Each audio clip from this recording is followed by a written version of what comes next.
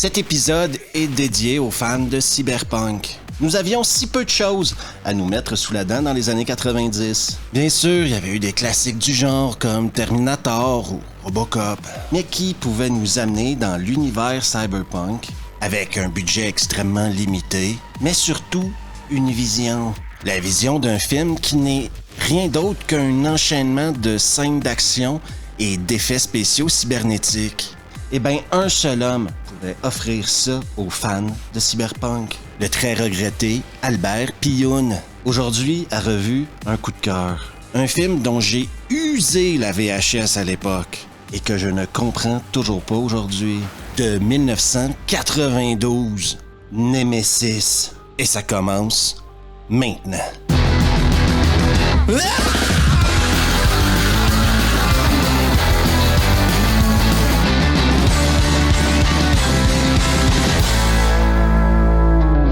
Un univers congestionné par une telle débauche technologique qu'il en avait presque la nausée. Le film commence par une narration. Et t'as pas le choix de commencer ce film-là par une narration. Oui, parce qu'on tombe dans un univers cyberpunk, donc il faut au moins expliquer aux gens on est où et on est là pourquoi.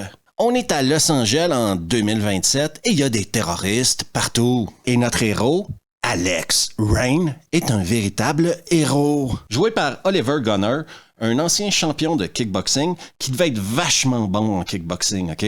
Parce que comme acteur, il est, comment dire, très ordinaire. Oh, t'es qu'un salopard de flic! Et toi, une salope de terroriste. Sa sortie de l'hôtel est beaucoup plus compliquée. Il sera attaqué par des terroristes. On le verra courir dans un terrain vague, pourchassé par l'ennemi. Et vous allez vous rendre compte que les flingues, tout le travail d'armurerie qui a été fait dans ce film-là est génial, OK?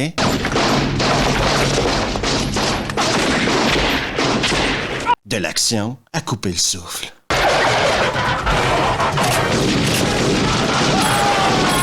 Un gars peut même pas sauver un chiot tranquille sans qu'on essaye de le faire exploser.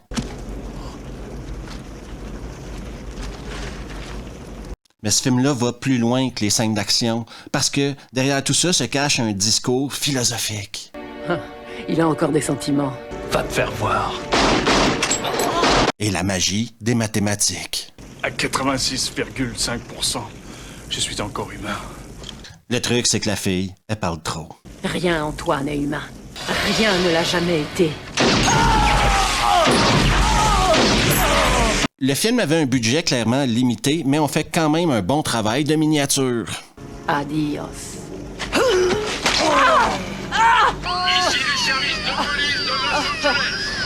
On retrouve maintenant Alex Rain, 6 mois plus tard, dans le désert, en train de courir avec son chien. La police de Los Angeles l'a tout réparé, lui a ajouté plein d'implants cybernétiques. On tombe dans la phase du film où Alex s'interroge sur qui il est vraiment. Est-il une machine? Est-il un humain? Et quand tu te poses ce genre de questions-là dans la vie, eh bien, il n'y a rien comme aller prendre une bière tranquille dans un petit bistrot pour te remettre les idées en ordre, quoi. Vous, les terroristes. Los Angeles, tu viens?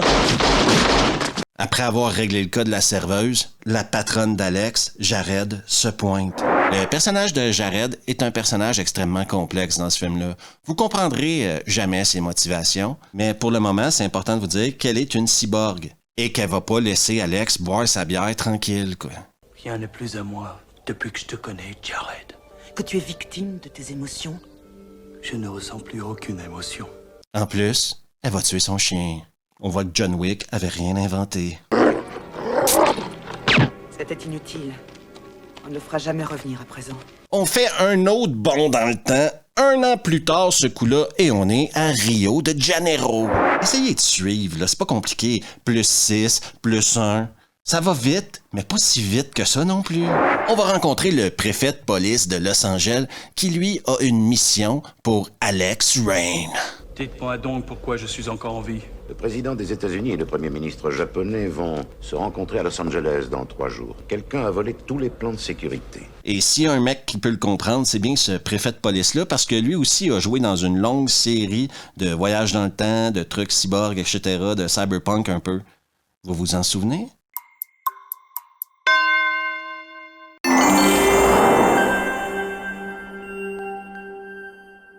Et oui, on a déjà vu ça à quelque part. On a ajouté un petit plus à votre cœur, une bombe.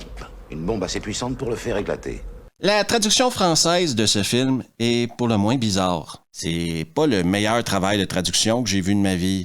Et le cas de Byron James en est un exemple. Ça vous intéresserait de savoir qui a volé les plans, Jared? Cette poupée synthétique de merde. Morale de l'histoire. Et vous êtes le seul capable de convaincre ce foutu cyborg de faire amende honorable.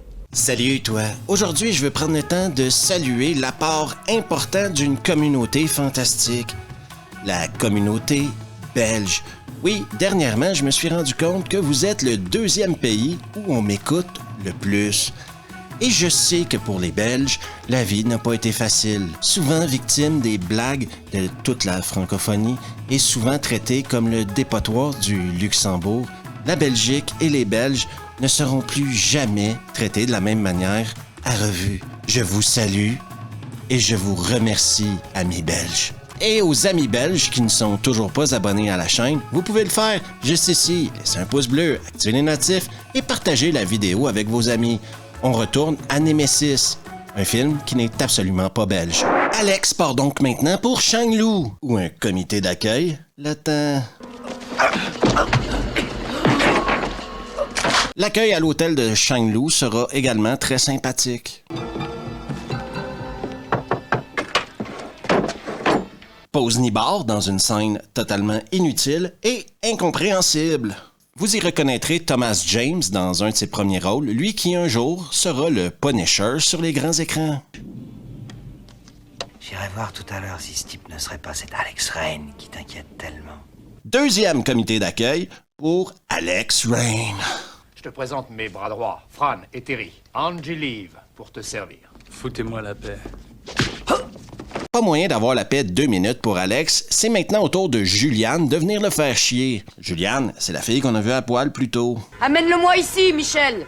Pour le copain de Julianne, Frisou, c'est la fin des émissions. Ça tire seulement quand c'est armé, pauvre con.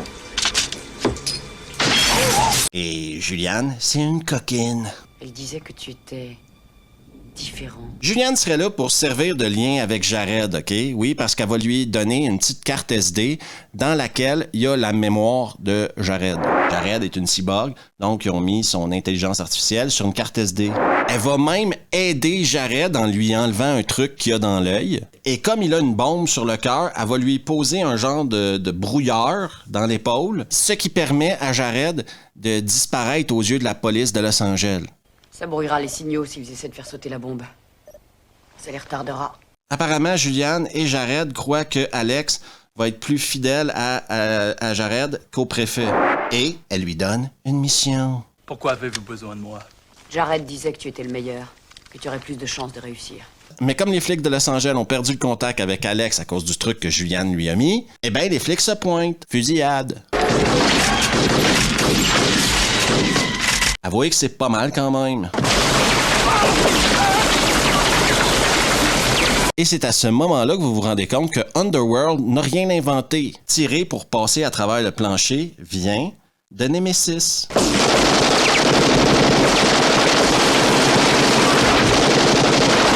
Alex va réussir à sortir de l'hôtel et à créer une certaine distance avec les mecs du LAPD. C'est sympa comme camp de vacances. Et le préfet, lui, aura une conversation hyper sympathique avec Julianne. Laisse-moi t'aider. Tu échapperas pas à la justice. Sauf si je tue ceux qui en savent trop. C'est maintenant le temps pour Alex de discuter avec la petite carte SD dans laquelle il y a Jared. Et Jared va lui apprendre que le préfet a été remplacé par un clone cybernétique. Oui, le préfet, c'est maintenant un cyborg. Le préfet Farnworth a été remplacé. Comment ça, remplacer? Tu as vu une copie cyborg. Le vrai est mort assassiné il y a un mois. Moi, j'en profite pour vous dire que oui, cette histoire-là, elle va partout et nulle part en même temps. Oui, c'est incompréhensible. Mais savourons les scènes d'action et les effets qui nous sont présentés. Et on garde notre focus un peu plus loin de l'histoire, de la chronologie, d'essayer de trouver un sens à ce qui se passe. On gardera ça pour un autre film. Jared va également lui expliquer un plan macabre de gens qu'on connaît pas et qui seront jamais introduits dans le film. Ils veulent remplacer les humains par des cyborgs. Mais quels humains? Tous les humains, Alex. Alex va devoir se sauver encore une fois pourchassé par la police de Los Angeles, et avouez que c'est quand même stylé. Autre truc que vous devez savoir sur Shang-Lu, on peut faire confiance à personne. Mais tu l'as bien vu, ce type!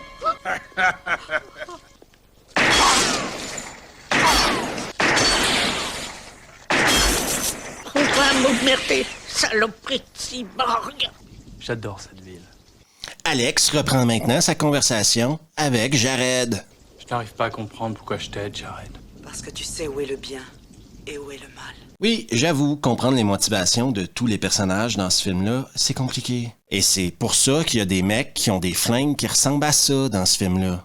Pour enlever le compliqué et nous en mettre plein la gueule.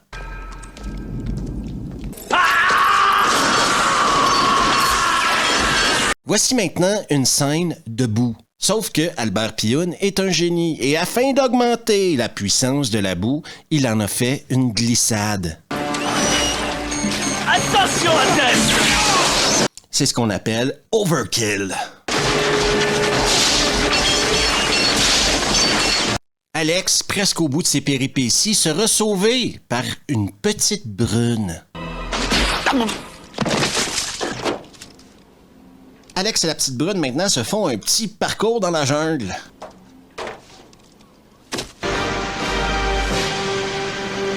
La fille en question, la petite brune, s'appelle Max Impact. Bon Dieu, mais qui es-tu? Max Impact. Vous remarquerez dans ce film-là, les filles ont des noms d'hommes et les hommes ont des noms de filles. Albert Pyun était un précurseur. Max Impact a une mission. Oui, elle va trahir Alex, mais elle le trahit pas vraiment. Elle va le mettre KO et elle va l'amener rencontrer le chef des rebelles. Un chef des rebelles qu'on a vu au milieu du film. Si à l'époque il avait dit « Alex, je suis le chef des rebelles », ça aurait rendu l'histoire un peu plus compréhensible. Je voudrais que tu m'aides. Nous avons besoin de toi. Ils auront à peine le temps de faire connaissance qu'une bombe explose. À terre, une bombe! Le préfet est peut-être un cyborg, mais il est programmé pour la poésie. Les marteaux n'ont plus de tête. Je veux que tu crèves en sachant que tu as perdu. Max Impact va tuer Byron James. On en apprend un peu plus sur Max Impact, un personnage intéressant qu'on aurait peut-être aimé voir avant qu'il reste juste 20 minutes au film. Si, par exemple, elle aurait servi de guide à Shang-Lu, pour Alex, ça aurait été génial. Encore une fois, un truc qui aurait rendu l'histoire beaucoup plus fluide. Il était persuadé que toi, tu pourrais les éliminer.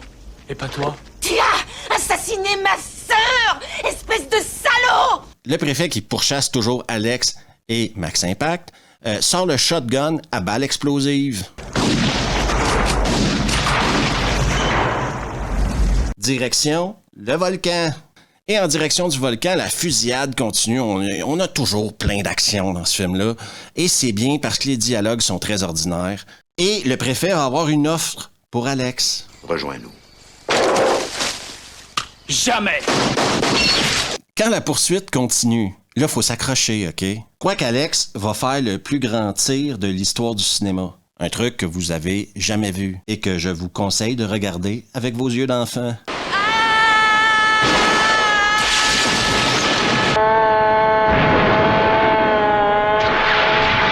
Torse nu dans un champ d'éoliennes, pour Alex, la brise fait du bien. Ils arrivent enfin au volcan et vont monter dans un jet. Et là, je vous ai gardé la plus belle surprise du film. Oui, parce que le préfet est maintenant 100% cyborg et il va sauter sur le jet.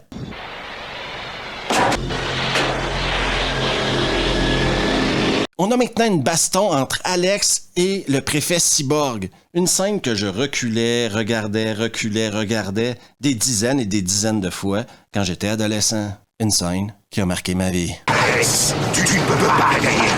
Un peu de stop motion.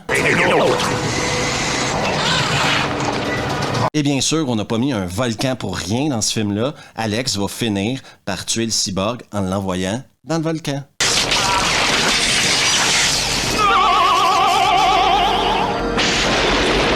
Et c'est la fin de Nemesis. Saloperie de cyborg! OK, Albert Pyun est un cas particulier dans l'univers cinématographique, OK? Il me fait plus penser à un fanboy qui fait des fan-films qu'à un véritable réalisateur. Ses projets sont toujours hyper ambitieux, OK? Vous avez qu'à penser à Cyborg avec Van Damme. Et malheureusement, il n'a jamais eu un budget pour aller au bout de ses idées. Mais le mec avait des bonnes idées quand même. Nemesis a plein de problèmes. Oliver Gunner n'est pas un bon acteur, par exemple. En VO, il est incompréhensible. En VF, il est... limite. Nemesis n'a pas vraiment d'histoire. C'est pas un film qui a un milieu, un début et une fin, je dirais. Non, c'est plus un enchaînement de scènes d'action continuelles qui nous mènent sur un volcan à la fin. Il y a tellement d'effets spéciaux à gauche et à droite que tu te dis, il y a des scènes qui sont juste là pour ça, nous montrer des effets spéciaux. Mais vous savez ce que ce film-là a?